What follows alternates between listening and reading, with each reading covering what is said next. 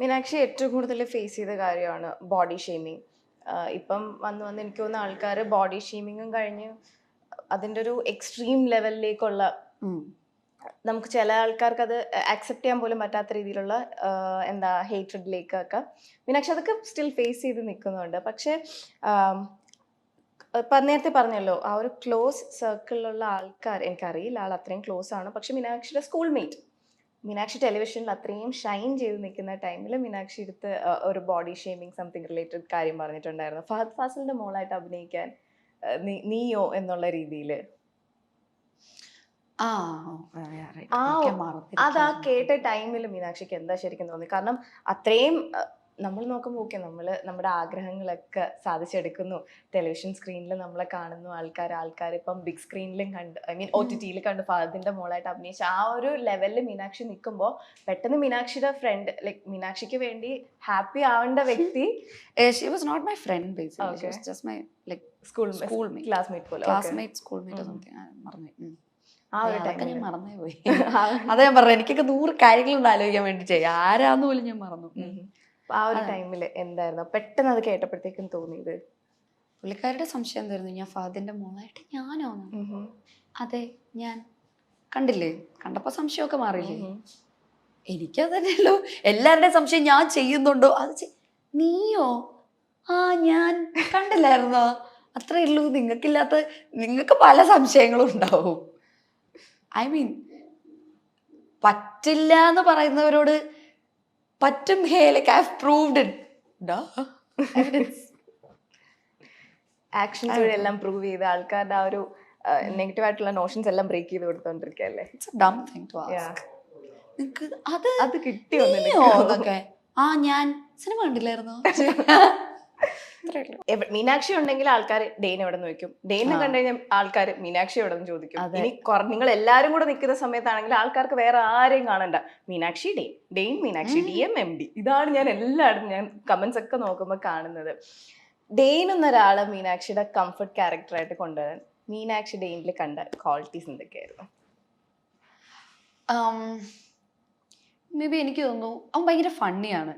നമുക്ക് jokes crack ചെയ്ത ആളുകളിലേക്ക് എത്താനുള്ള ദൂരം വളരെ കുറവാണ്. ബിക്കോസ് നമ്മൾ തമാശ പറയുന്നവരുടെ അടുത്ത് നമ്മൾ കൂടുതൽ ടൈം സ്പെൻഡ് ചെയ്യും. പിന്നെ നമ്മൾ മനഃപൂർവ്വം സ്പെൻഡ് ചെയ്ത ടൈമും അല്ല. ബിക്കോസ് നമ്മൾ കൊറോണയുടെ സമയത്താണ് അവിടെ ഷൂട്ട് ചെയ്തിരുന്നത്. ആ സമയത്ത് നമുക്ക് വീട്ടിലൊന്നും പോകാൻ പറ്റില്ലായിരുന്നു. അപ്പൊ ഞങ്ങൾ രണ്ടുപേരും സ്ഥലത്ത് സ്റ്റക്കാണ്. ഞങ്ങൾ രണ്ടുപേരും ഡെയിലി രാവിലെ എണീക്കുക, ഞങ്ങൾ രണ്ടര മോൻ കാണുക, ഷൂട്ടുള്ള സമയത്ത് ഷൂട്ടിന് പോവുക, മിക്ക ദിവസവും ഷൂട്ടുണ്ടാവും, ഷൂട്ടിന് പോവുക, ഇല്ലാത്ത സമയത്ത് രാവിലെ എണീക്കുക. ഡോർ തുറക്കുമ്പം അവിടെ ഒരു ഹോം സ്റ്റേ ആണ്, അവിടെ അങ്കിളും ആന്റി ഉണ്ട്. അങ്കിളുടെ അടുത്ത് ചായ ചോദിക്കാൻ നോക്കുമ്പോഴത്തേക്കും ഇവന് രാവിലെ കാണുന്നത്. വേറെ ആരും ഇല്ല സംസാരിക്കാനൊന്നും. ഫോണിലൊക്കെ നമ്മൾ എത്ര നേരം ഇരിക്കും. ഞാനും അതെ അവനും അതെ, അധികം സമയം ഫോണിൽ അങ്ങനെ സ്പെൻഡ് ചെയ്യാൻ പറ്റില്ല.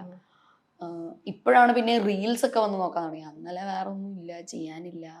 എന്തെങ്കിലും നെറ്റ്ഫ്ലിക്സിലോ പ്രൈമിലോ എന്തെങ്കിലുമൊക്കെ സിനിമകളൊക്കെ കാണാന്നല്ലാതെ വേറെ ഒരു പണിയും ഇല്ല. അപ്പോൾ പിന്നെ ആകെയുള്ളൊരു പരിപാടി എന്ന് പറഞ്ഞാൽ ഇതുപോലെ നമ്മൾ ഒരുമിച്ചിരിക്കുന്ന സമയമാണ്. വേറൊരു ഏറ്റവും വലിയ കാര്യം എന്ന് വെച്ചാൽ, നമ്മൾ ഒരുമിച്ച് താമസിക്കാൻ തുടങ്ങുമ്പോൾ, അത് ഇപ്പോൾ ഈ പറഞ്ഞ പോലെ ഒരു റൂമിൽ തന്നെ ആവണമെന്നില്ല, ഒരു സ്ഥലത്ത് നമ്മൾ താമസിക്കാൻ തുടങ്ങുമ്പോൾ നമ്മൾ കുറെ നമ്മുടെ റോ സൈഡ്സ് കണ്ടു തുടങ്ങും. നമ്മൾ എന്താണെന്നുള്ളത് ശരിക്കും കണ്ടു. ഡെയിലി രാവിലെ എണീക്കുന്നതും നമ്മുടെ ആ ഒരു ഗോട്ട് റെഡി ഫേസ് അല്ലാതെ ആ ഒരു ഐസ് ബ്രേക്ക് ഭയങ്കരമാണ്. അപ്പം അത് ഞങ്ങളുടെ ഇടയിൽ ഉണ്ടായിട്ടുണ്ട്. അപ്പം വി ഗോട്ട് ലൈക്ക് കുറേ plenty of time to spend. നമ്മൾ കുറെ കാര്യങ്ങൾ സംസാരിക്കും. ഞങ്ങൾ രണ്ടുപേരും ആണെങ്കിൽ മറ്റേ കെട്ടുവിട്ട വട്ടം പോലെ ഞങ്ങള് എന്തെങ്കിലും ഒരു ടോപ്പിക് കിട്ടിയാൽ ഞങ്ങൾക്ക് രണ്ടുപേർക്കും കഥകളുണ്ട് പറയാൻ. ഞങ്ങൾക്ക് രണ്ടുപേർക്കും കുറെ കഥകളുണ്ട് പറയാൻ. എന്തെങ്കിലും ഒരു ടോപ്പിക് തുടങ്ങിയാടാ, എന്നിട്ട് തുടങ്ങിക്കഴിഞ്ഞാൽ അവനും ഉണ്ടൊരു കഥ, അതിനെ ലിങ്ക് ചെയ്ത് പോകുമ്പോ എനിക്കും ഉണ്ടൊരു കഥ. ഞങ്ങൾക്ക് രണ്ടുപേർക്കും കഥ പറച്ചില്ല. ഞങ്ങൾ രണ്ടുപേരും ഫുള്ളിരുന്ന് ഇങ്ങനെ പോയിക്കോളും. ഞങ്ങൾ കുറേ നേരമൊക്കെ സ്പെൻഡ് ചെയ്ത സമയങ്ങളുണ്ട് ഇങ്ങനെ വർത്താനം പറഞ്ഞു രണ്ടുപേർക്കും കുറെ ഉണ്ട് പറയാനായിട്ട്.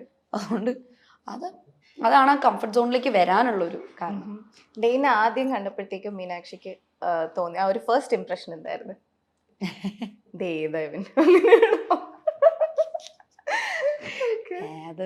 ഞാൻ അവൻ്റെ അടുത്ത് പറഞ്ഞിട്ടുണ്ട്, എന്നെ കണ്ടപ്പോ എന്റെ ഫസ്റ്റ് ഇംപ്രഷൻ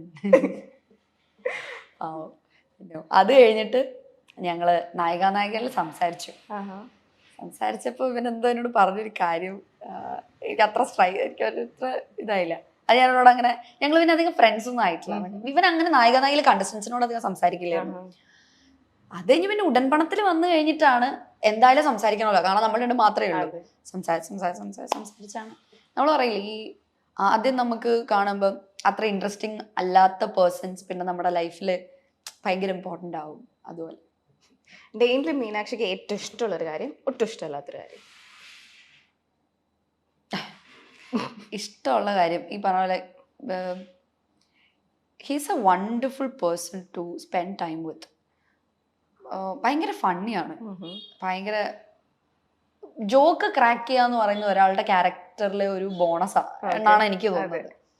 എനിക്ക് തമാശകൾ കേട്ടോണ്ടിരിക്കാനും ഭയങ്കര ഇഷ്ടം. അവൻ ഒത്തിരി തമാശകൾ പറയും. എന്തെങ്കിലുമൊക്കെ ഇപ്പം അബദ്ധങ്ങൾ ഉണ്ടെങ്കിൽ അവൻ സമ്മതിച്ചു തരും. അവന്റെ കുറവുകൾ അവൻ തമാശകളായിട്ടാണ് പറയുന്നത്, which is A great thing. Negative പറയാനാണെങ്കിൽ എനിക്കൊന്നും ആൾക്ക് പെട്ടെന്ന് ദേഷ്യം വരും. ഇച്ചിരി ഷോർട്ട് ടേം പാടാണ്. തിരിച്ചാണെങ്കിലോ, ഡെയിനിന് മീനാക്ഷിയിൽ ഇഷ്ടമുള്ള ഒരു കാര്യം, ഇഷ്ടമല്ലാത്തൊരു കാര്യം? എനിക്ക് തോന്നുന്നു എന്റെ വർത്താനം പറച്ചിൽ തന്നെ ആയിരിക്കും. ലൈക്ക് അവൻ എൻ്റെ അടുത്ത് പറഞ്ഞിട്ടുണ്ട്, ലൈക്ക് അവൻ ക്വാളിറ്റി ടൈം സ്പെൻഡ് ചെയ്ത് അവനും ഈ പറഞ്ഞ കണക്ക് ഡെയിനെ സംബന്ധിച്ചിടത്തോളം ഡെയിൻ്റെ ഇന്നർ സർക്കിളിലേക്ക് കയറാൻ കുറച്ച് പാടാണ്. അങ്ങനെ കയറിയിട്ടുള്ള ഒരാളാണ് ഞാൻ. അപ്പം എൻ്റെ അടുത്ത് അവനെ പറയാം, ക്വാളിറ്റി ടൈം സ്പെൻഡ് ചെയ്ത വിരലിലെണ്ണാവുന്ന കുറച്ച് ആളുകളിൽ ഒരാളാണ് ഞാൻ. ചെറുതും വലുതുമായ നിരവധി കഥാപാത്രങ്ങളിലൂടെ മലയാള സിനിമയിൽ നിറഞ്ഞു നിൽക്കുന്ന താരമാണ് മീനാക്ഷി രവീന്ദ്രൻ. അഭിപ്രായ പ്രകടനങ്ങൾ കൊണ്ടും മീനാക്ഷി ഇടയ്ക്കിടെ ആരാധകരെ ഞെട്ടിക്കാറുണ്ട്. പ്രേമലു എന്ന ചിത്രമാണ് മീനാക്ഷിയുടേതായി ഒടുവിൽ പുറത്തിറങ്ങിയിരിക്കുന്ന സിനിമ. ഇതിനിടയിൽ നിരവധി അഭിമുഖങ്ങളും മീനാക്ഷി നൽകിയിട്ടുണ്ട്. താൻ ഭയങ്കര സ്റ്റുഡിയസ് ആയിട്ടുള്ള ആളൊന്നുമല്ല, സ്കൂളിൽ പോയി പഠിച്ച് പത്രോസ് ആവാനൊന്നുമല്ല പോയിരുന്നത്, എൻജോയ് ചെയ്യാനായിരുന്നു താൻ പോയിരുന്നത്. താൻ ഇപ്പോഴും തൻ്റെ സ്കൂളിൽ പോകാറുണ്ട്. തൻ്റെ ടീച്ചേഴ്സുമായിട്ടും പ്രിൻസിപ്പലുമായിട്ടും ഒക്കെ കോണ്ടാക്റ്റ് ഉണ്ട്. താൻ അവരോടൊക്കെ ചാറ്റ് ചെയ്യാറുമുണ്ട്. താൻ LKGയിൽ പഠിക്കുമ്പോഴുള്ള തൻ്റെ പ്രണയത്തെ പറ്റിയും മീനാക്ഷി പറയുന്നുണ്ട്. അഖിൽ രവി എന്ന കുട്ടിയായിരുന്നു പ്രണയം. ആ പ്രണയം കഴിഞ്ഞിട്ട് തനിക്ക് തല്ലൊടിഞ്ഞ നേരമുണ്ടായിട്ടില്ല. അതുകൊണ്ട് പിന്നെ പ്രണയിക്കാൻ പറ്റിയില്ല. അഖിൽ രവിയോടുണ്ടായിരുന്നത് പ്രണയം എന്നൊന്നും പറയാൻ പറ്റില്ല. തനിക്കെന്ന് സുരേഷ് ഗോപി സാറിനോടുണ്ടായിരുന്നതായിരുന്നു ശരിക്കും പ്രണയം. അത് അങ്ങേരോട് പറയാൻ പറ്റിയില്ല എന്നും തമാശ രൂപേണ മീനാക്ഷി പറയുന്നുണ്ട്. ഡെയിൻ ഡേവിസും മീനാക്ഷിയുമാണ് നമുക്ക് മുന്നിലെ ഓൺ സ്ക്രീൻ കപ്പിൾസ് എന്ന് വേണമെങ്കിൽ പറയാം. കാരണം ഉടൻ പണം എന്ന പരിപാടിയിൽ ഇരുവരുടെയും കോംബോ എല്ലാവരും ഒരുപാട് എൻജോയ് ചെയ്തിട്ടുണ്ട്. എല്ലാവരും മിനി സ്ക്രീൻ പ്രേക്ഷകർ ഏറ്റെടുത്ത ഒരു കോംബോ തന്നെയായിരുന്നു ഡെയിൻ ഡേവിസിൻ്റെതും മീനാക്ഷിയുടേതും. ഇപ്പോൾ തങ്ങൾ തമ്മിലുള്ള അടുപ്പത്തെക്കുറിച്ച് തുറന്നു പറയുകയാണ് മീനാക്ഷി. എഡ്യൂക്കേഷൻ +2 കഴിഞ്ഞിട്ട് ആ ഡിപ്ലോമ എന്നുള്ള എഡ്യൂക്കേഷൻ അല്ലാതെ I don't have a degree. അത് it's the definitely education is like it's really important. പക്ഷെ എന്നാലും എനിക്ക് അതിന് മേലെ ഒരു എക്സ്പോഷർ ജോലിയിലൂടെ കിട്ടിയെന്നാണ് എനിക്ക് തോന്നുന്നത്. And I'm so happy that I could take care of my family like my age of 19, I guess. Yeah, 19. Yeah, at my age of 19. അത് എൻ്റെ പ്രായത്തിൽ എല്ലാവരും പഠിക്കുക സാർ. അപ്പോൾ എനിക്ക് ആ സമയത്ത് ഒരു 5 digit സാലറി വെച്ച്, ചെറിയ 5 digit സാലറി അല്ല, നല്ലൊരു 5 digit സാലറി വെച്ച് I could take care of my family. Sorry. ആ സമയത്ത് എൻ്റെ അച്ഛൻ റിട്ടയർ ആയിരുന്നു. റിട്ടയറായി 1 മാസം കഴിഞ്ഞിട്ട് എനിക്ക് ജോലി കിട്ടി. അച്ഛൻ ജൂണിൽ റിട്ടയറായി, ജൂലൈയിൽ എനിക്ക് ജോലി കിട്ടി. അപ്പോൾ സാധാരണ അച്ഛന്മാർക്കൊരു ടെൻഷൻ ഉണ്ടാവുമല്ലോ, ജോലി കഴിഞ്ഞ് നമ്മളുടെ ഒരു ഏർണിംഗ് ഇതവിടെ കഴിഞ്ഞു, ഒരു ഏർണിംഗ് മെമ്പർ നിന്നു. അച്ഛൻ്റെ പെൻഷൻ ഉണ്ടെന്നല്ലാതെ ഒരു ഏർണിംഗ് മെമ്പർ അവിടെ ബ്രേക്ക് ഇട്ടു. ഇനി നമ്മൾ എന്ത് ചെയ്യുന്ന അച്ഛന്മാർക്ക് പൊതുവെ ഒരു ടെൻഷൻ. മീനാക്ഷി സ്റ്റെപ്പ് അപ്പ് ചെയ്തു. അപ്പം I could take that lead എന്നുള്ളത് എനിക്ക് ഭയങ്കര ഇപ്പോഴും പ്രൗഡ് ആയിട്ടുള്ള ഒരു കാര്യമാണ്.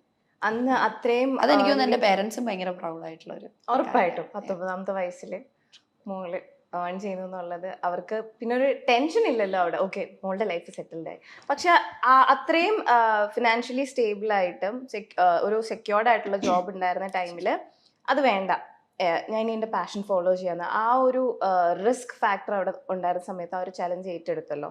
ആ ടൈം എങ്ങനെയായിരുന്നു? മീനാക്ഷിക്കല്ല, ചുറ്റിനുള്ളവർക്ക്. ചുറ്റിനുള്ള ഫാമിലി ആണെങ്കിൽ ഞാൻ സംസാരിച്ചു വീട്ടിൽ. അച്ഛൻ എന്തായാലും ഞാൻ ഇന്റർനാഷണൽ എയർലൈൻസ് എവിടെയെങ്കിലും പോകണം എന്ന് ആലോചിച്ച് നിൽക്കുമായിരുന്നു.